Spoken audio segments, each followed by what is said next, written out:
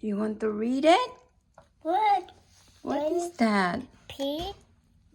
Beep, beep, Bye, anak. Love you. Say bye to Kuya. Don't use the computer because it's almost low battery. Yeah, it's okay. We'll have our own computer here. Love you. Be good in school. I just want Kiss your sister. Come here. Uh-oh, you have shoes. Oh, go to your brother's. Come on. Can I come in the room? Go, go, Because go. look up there. Yeah.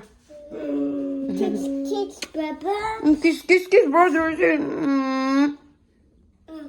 Oh, you're so sweet. Love you, anak. Lock the door. Off the light. There, faster.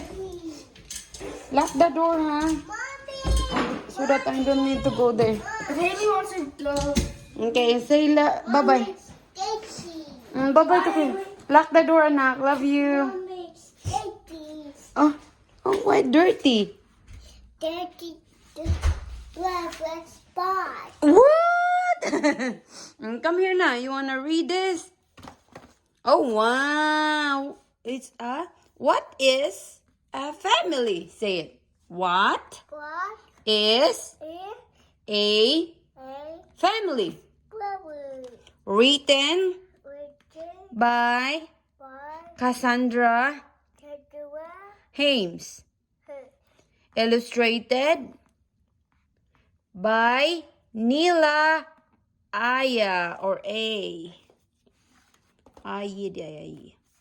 What is a family? Oh, what is this? Pig. Oh, it's a pig. Sit down. This one, what is this? You see this? Come here.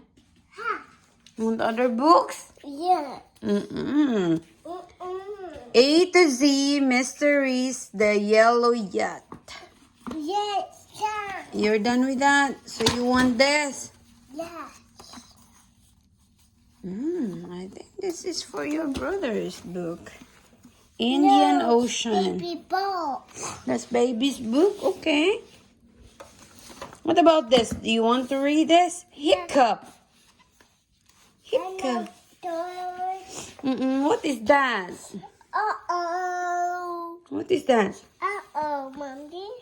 I can read it.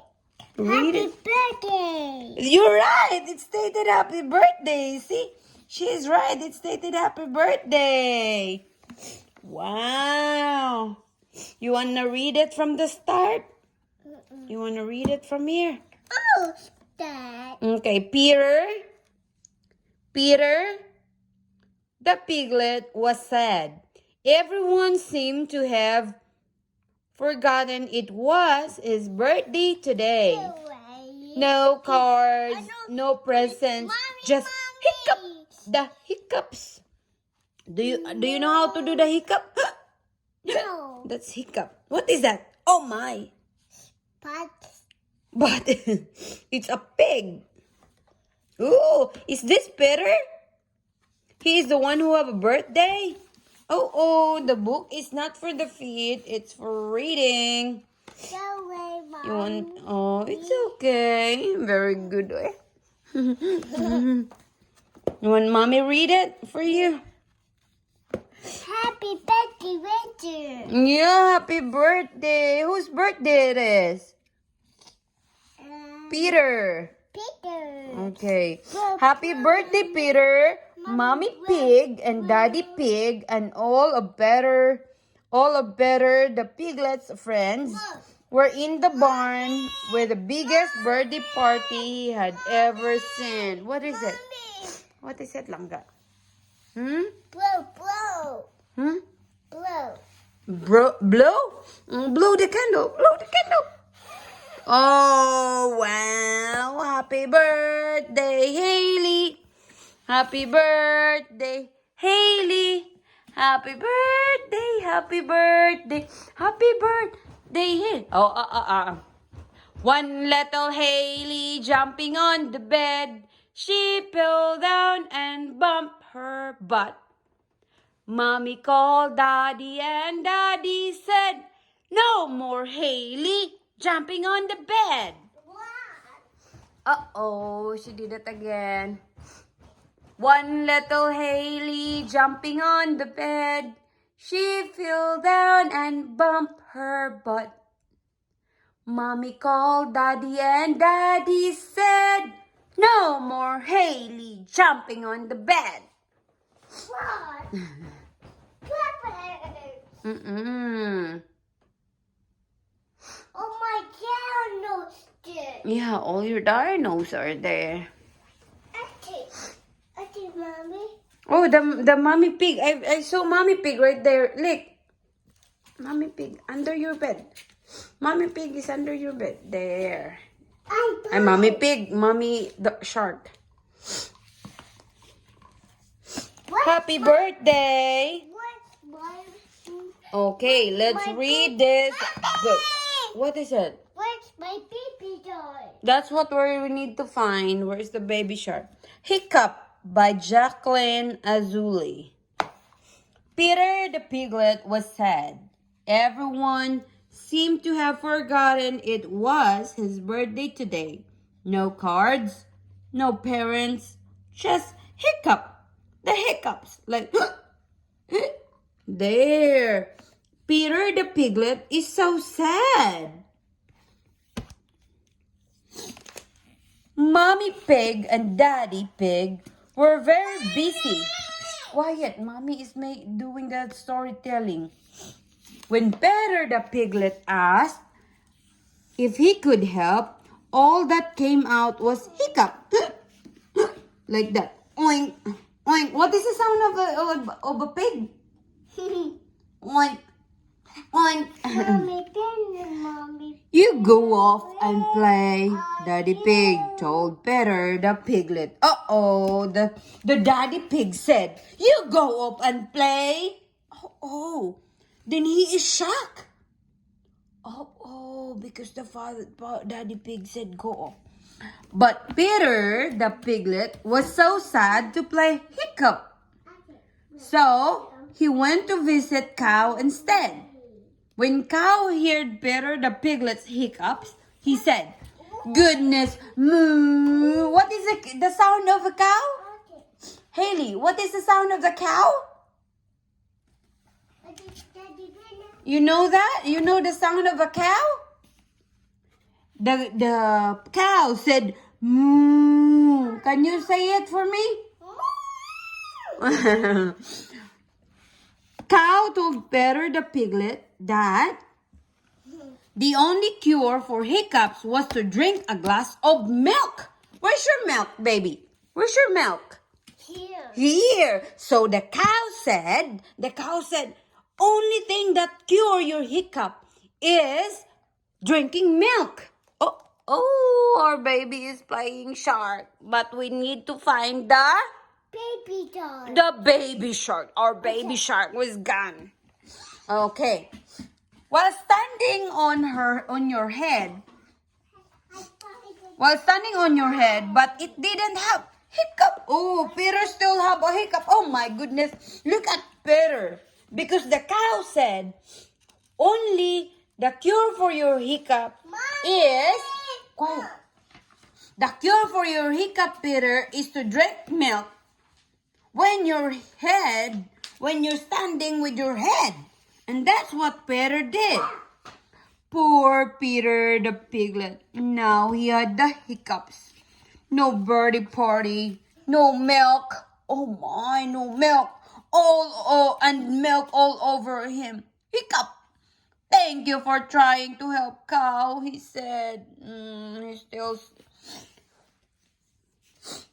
Over at the hen house, the naughty, picky, gossipy hens laughed.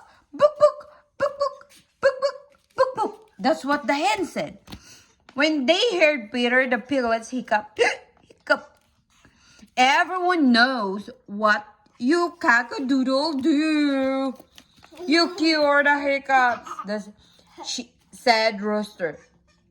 When a gleam of his eyes, you might juggle some eggs. Oh, the mommy hen said, "Cock-a-doodle-doo, book, book, book, book. You can juggle my eggs and your hiccup will be gone."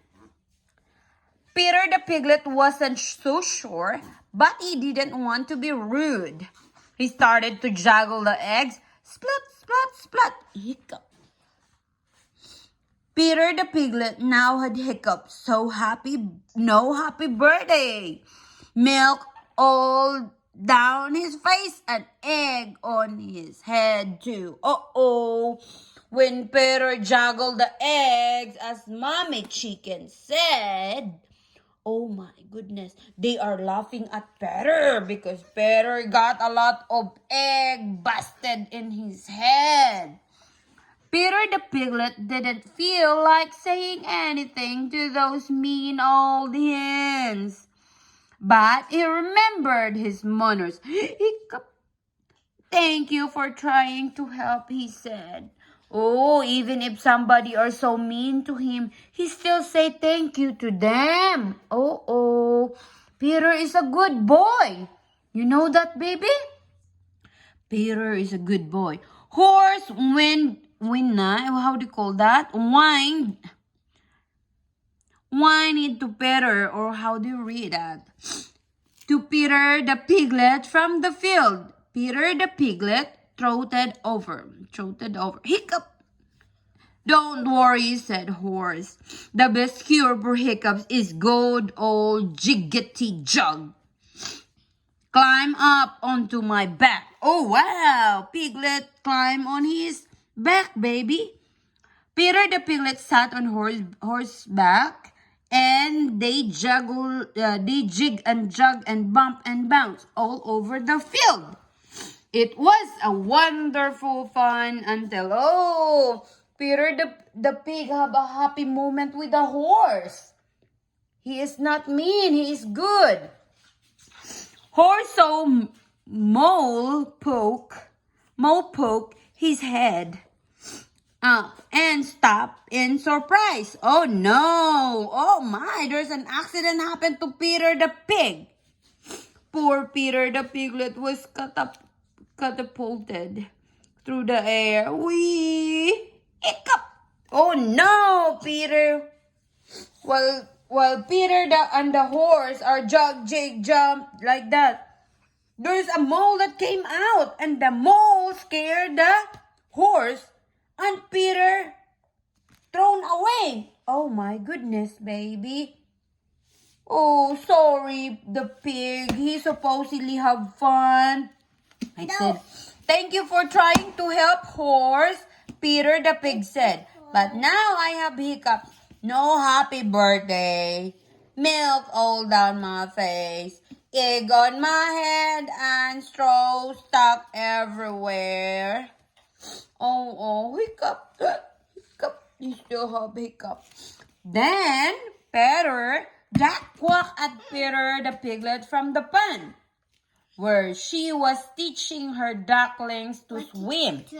Oh, Peter, she said, I heard your hiccups from all over here. You frightened my ducklings. Oh, the ducklings are shocked when Peter said hiccup. The ducklings are scared. Sorry, duck. Hiccup, said Peter the piglet. You have to behave. We're making a story. Okay. Whoa, what is that? Cake. Oh, it's a cake. Oh, wow, the delivery cake is going to... Whose house is this?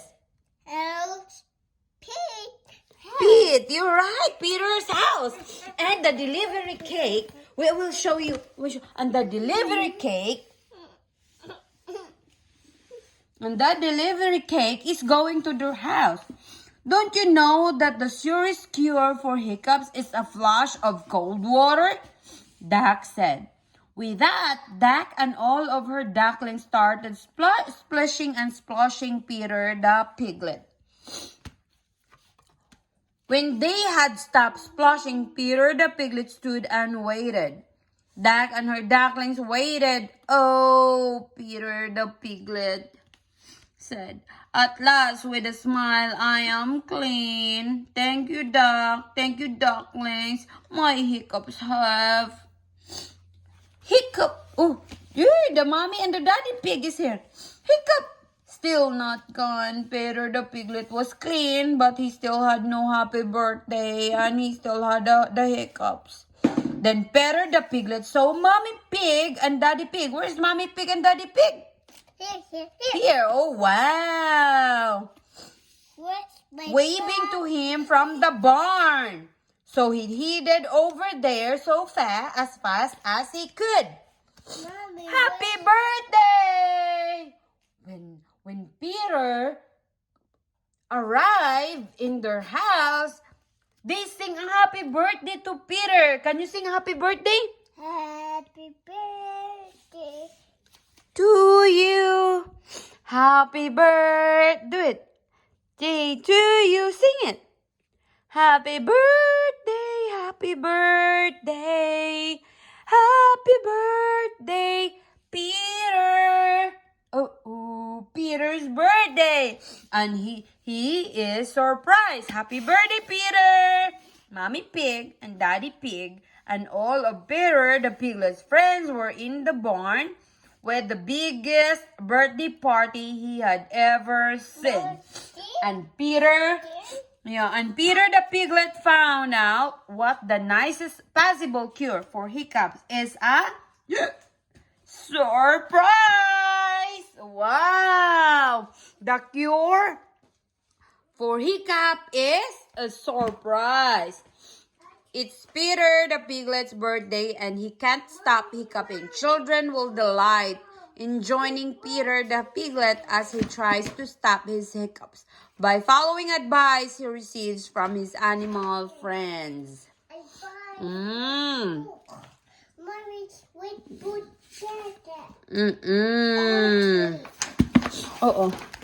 You want another book to read? We will read that tomorrow. So hiccups. Peter the piglet hiccups. Oh, say bye na. Bye. Oh, take picture sa hug sa book. Take picture. Oh, smile.